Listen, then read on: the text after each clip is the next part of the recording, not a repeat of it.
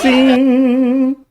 Eu sou o professor Bairros e no tutorial de hoje nós vamos ver divisor de fase com transistor, o segredo dos amplificadores push-pull. Um circuito divisor de fase tem uma função muito interessante. Ele pega um sinal de entrada e produz duas saídas iguais em amplitude, mas opostas em fase, ou seja, 180 graus de diferença entre elas. No coração desse truque está o transistor de junção bipolar, o famoso BJT, configurado de uma forma especial. O sinal de entrada senoidal é aplicado à base do transistor, enquanto as duas saídas são tiradas do coletor e do emissor, uma em cima e outra embaixo, como dois irmãos gêmeos brigando, mas com a mesma força. Assim, o divisor de fase com transistor é, na prática, um amplificador de saída dupla, gerando sinais complementares com 180 graus de diferença. Um sobe e o outro desce. Embora possa parecer uma grande novidade, a base desse circuito não é tão misteriosa. Já vimos esses blocos nos nossos estudos anteriores. A brincadeira aqui é que o divisor de fase combina o que existe de melhor no amplificador de emissor comum e o amplificador de coletor comum. E como manda o figurino dos bons amplificadores lineares, ele também é polarizado diretamente para operar em classe A. Isso garante uma saída bem limpa e reduz a distorção. Você mistura emissor comum e coletor comum, então é o meio termo entre os dois? É isso que nós vamos ver nesse tutorial. O amplificador de emissor comum. Antes de mergulharmos de cabeça no divisor de fase, vamos dar uma ajeitada na memória. Como era mesmo tal amplificador emissor comum? Essa configuração é uma velha conhecida dos técnicos engenheiros. Fácil de polarizar, fácil de entender e muito eficiente. O sinal de entrada é aplicado à base e a saída é colhida lá no coletor, através da resistência de carga RL, ligada entre o coletor e o VCC, a tensão positiva da alimentação. Veja na figura como isso acontece. Chamamos de emissor comum, porque o emissor é o ponto compartilhado entre a entrada e a saída, uma espécie de rodoviária do circuito. Uma característica muito importante do coletor comum é o seu ganho de tensão, que é proporcional à razão entre RL e RE, resistência de coletor e emissor. E tem mais, ele é um amplificador inversor. Isso mesmo. A saída aparece 180 graus defasada em relação à entrada. Se o sinal sobe na entrada, desce na saída e vice-versa. Um verdadeiro espelho elétrico. Mas, para garantir que o sinal saia bonito, sem distorção, o circuito é polarizado em classe A. E isso significa que devemos ajustar a corrente de base B para deixar a tensão do coletor por volta da metade da tensão da alimentação. A escolha dos resistores R1 e R2 é fundamental para acertar essa polarização e permitir o máximo de excursão do sinal. Se o coletor fica no meio da tensão, o sinal pode ir e voltar sem bater no teto nem no chão? Exatamente. E isso é essencial para evitar aquela distorção feia no som ou no sinal. O amplificador de coletor comum. Agora é a vez do coletor comum, também conhecido como seguidor de tensão. Nessa configuração, o coletor é aquele parente que só assina a ata da reunião. Fica lá, quietinho, ligado direto no VCC. O truque aqui é que o sinal de entrada é aplicado à base e a saída é retirada do emissor. Como não tem resistência de coletor, os sinais saem pelo outro lado, passando pela resistência de emissor, RE. E olha que interessante, diferente do emissor comum, o coletor comum é um amplificador não inversor. Isso quer dizer que o sinal de saída sobe junto com o sinal de entrada, sem dar cambalhotas de fase. O ganho de tensão fica ligeiramente abaixo de 1. Não é para dar show de amplificação, mas para acompanhar o sinal com fidelidade, sem virar a fase. É tipo aquele amigo que não atrapalha a conversa, só confirma o que você está falando. E como no emissor comum, a polarização é feita com um divisor de tensão, acertando o ponto de trabalho em torno da metade da alimentação, tudo para garantir a estabilidade do funcionamento em corrente contínua. Então o coletor comum é tipo um escudeiro fiel, segue a entrada sem perguntar nada? Boa! E é justamente isso que torna o seguidor de tensão tão valioso em muitas aplicações. Configuração do divisor de fase. Agora vem a mágica. E se a gente misturasse as duas ideias anteriores? Pois é exatamente isso que o circuito divisor de fase faz. Se combinarmos a configuração de um amplificador de emissor comum com a de um coletor comum e pegarmos as saídas tanto do coletor quanto do emissor ao mesmo tempo, conseguimos gerar dois sinais de saída iguais em amplitude, mas com fases opostas. Enquanto um sobe, o outro desce. Um único transistor trabalhando dobrado. Coletor para um lado, emissor para o outro. Veja na figura como isso é montado. Lembrando, no lado do coletor, como vimos no emissor comum, o ganho de tensão é menos a resistência de coletor RL sobre a resistência de emissor RE. O sinal é invertido, com aquele pequeno menos na frente para avisar da inversão. No lado do emissor, como no coletor comum,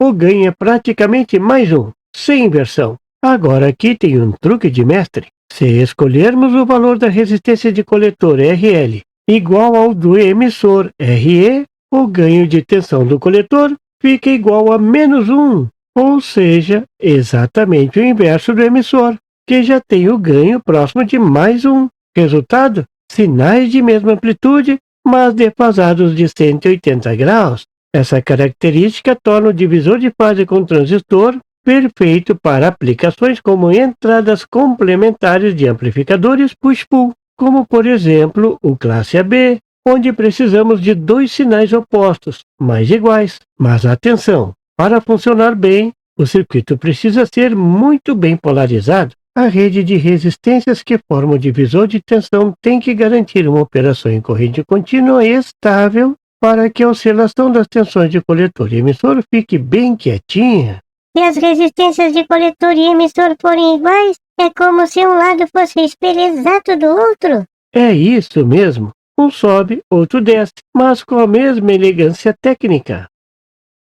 Exemplo de divisor de fase. Hora de colocar a teoria no papel com um exemplo bem prático. Queremos montar um circuito divisor de fase para acionar um estágio push-pull. Aqui estão os dados da missão. Tensão de alimentação 9 volts. Transistor NPN BC547 com beta igual a 100. Corrente quiescente do coletor 1 mA. Sinal de entrada 1 volt de pico. A primeira preocupação é evitar distorção na saída do emissor. Para isso, a tensão de polarização contínua no emissor deve ser maior do que o valor de pico do sinal de entrada. Definindo a tensão de emissor como o dobro da tensão de entrada, temos a tensão de emissor VE igual a 2 volts. Sabendo que a tensão de emissor VE é de 2 volts e que a corrente de emissor é 1 mA, podemos calcular a resistência de emissor RE. Resistência de emissor é igual à tensão de emissor dividida pela corrente quiescente do coletor. Substituindo os valores 2 volts sobre 1 mA, obtemos uma resistência de emissor de 2 kΩ. Para que o ganho de tensão no estágio emissor comum seja igual a menos 1, a resistência de carga do coletor RL deve ser igual a RE, a resistência de emissor. Assim, a resistência de coletor RL é igual a 2 kΩ também. A queda de tensão na resistência de coletor RL será de corrente de coletor multiplicada pela resistência de carga. Substituindo os valores, 1 mA vezes 2 kΩ resulta em uma queda de tensão de 2 volts. A tensão de coletor quiescente, VC, será a tensão de alimentação, VCC, menos a queda de tensão da resistência de coletor RL. Substituindo os valores, 9 volts menos 2 volts, obtemos uma tensão de coletor de 7 volts. Agora a tensão de coletor emissor quiescente, VCE, é a diferença entre a tensão de coletor e a tensão de emissor. Substituindo os valores, 7 volts menos 2 volts, temos uma tensão VCE de 5 volts. E para confirmar tudo, aplicamos a velha e conhecida lei das malhas. A tensão de alimentação menos a tensão de coletor, menos a tensão coletor-emissor, menos a tensão de emissor, tudo isso deve ser igual a zero. Substituindo os valores, 9 volts, menos 2 volts, menos 5 volts, menos 2 volts, obtemos zero. Então, se bater zero na malha, o circuito está redondinho. Certíssimo, Arthurzinho. Quando fecha certinho, é porque o dimensionamento foi bem feito.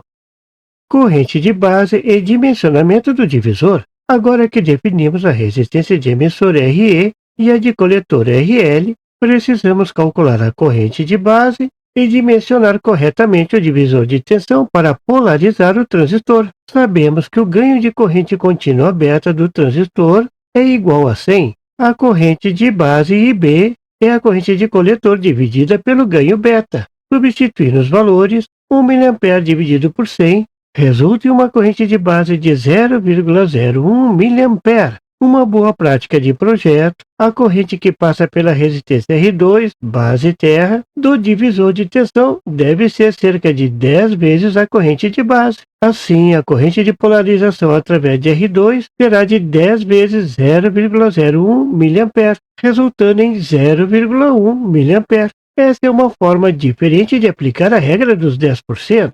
O professor Bairros está sempre inventando. Agora vamos determinar a tensão de base VB. A tensão de base é igual à tensão de emissor VE somada à queda de tensão direta da junção base-emissor, que é de aproximadamente 0,7 volts.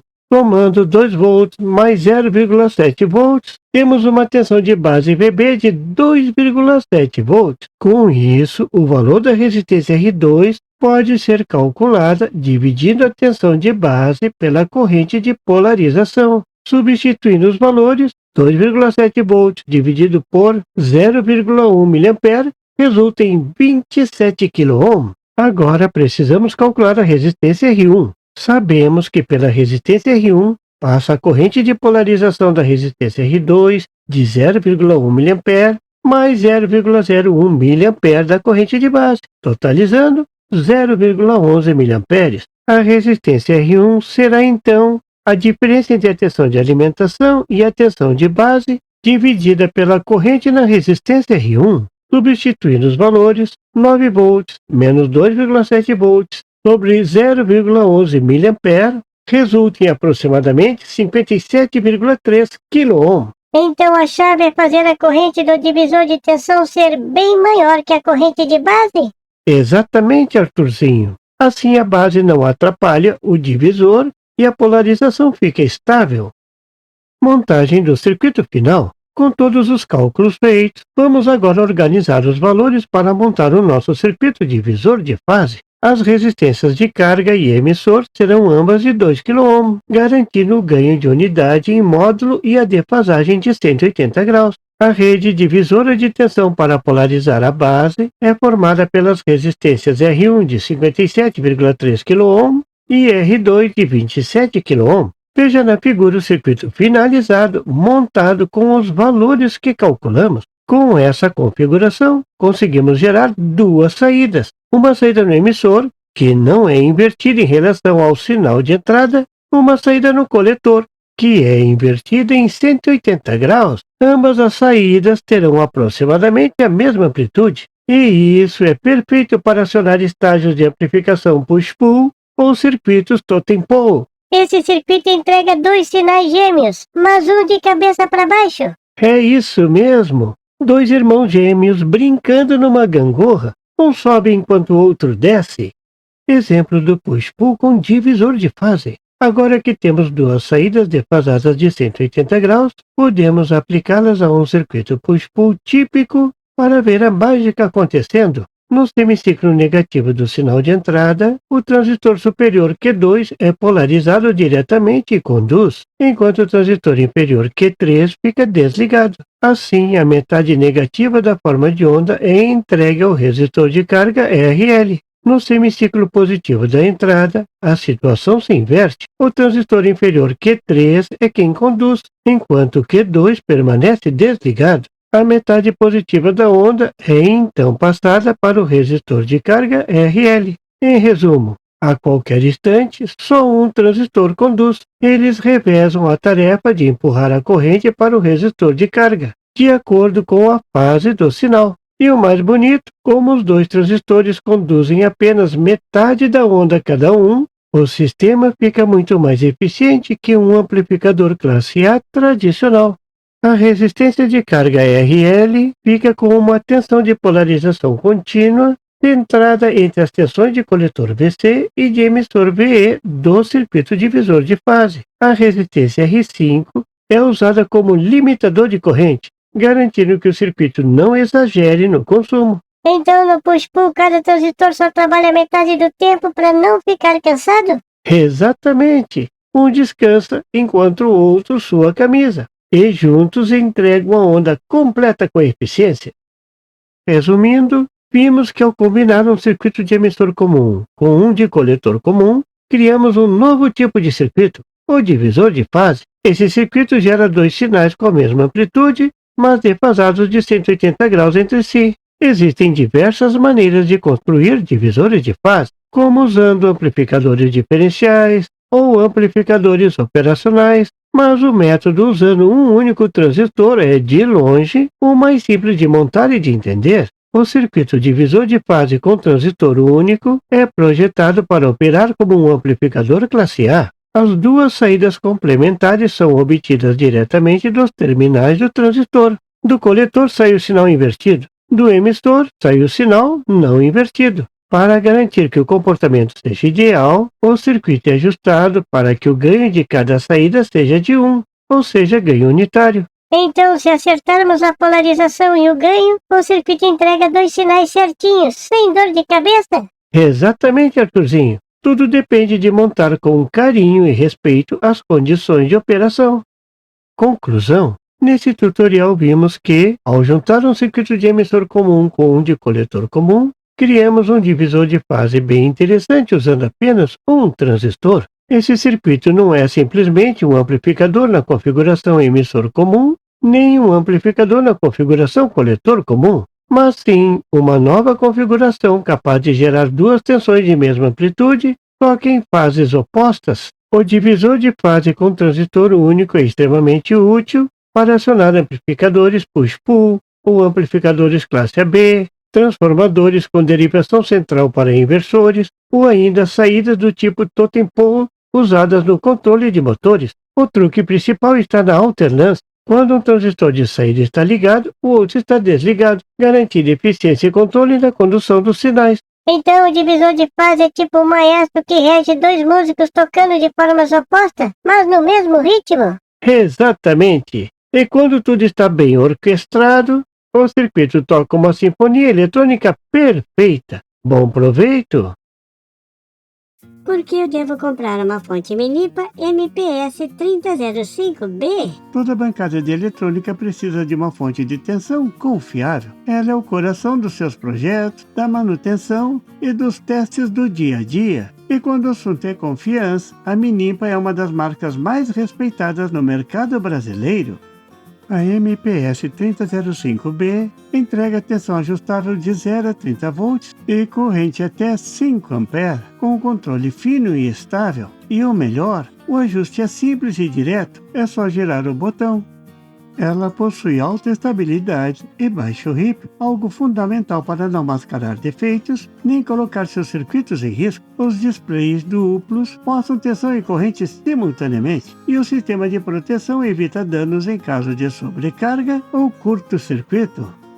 Então essas é daquelas fontes que você compra uma vez e usa por muitos anos, né? A MPS 3005B foi projetada para uso contínuo, inclusive em condições de carga máxima. Ela combina robustez, estabilidade e proteção, características essenciais para quem trabalha com eletrônica, manutenção e prototipagem. Quando você quer uma fonte que não te deixe na mão, essa é a escolha segura. O link de um fornecedor confiável está na descrição. Garanta a sua.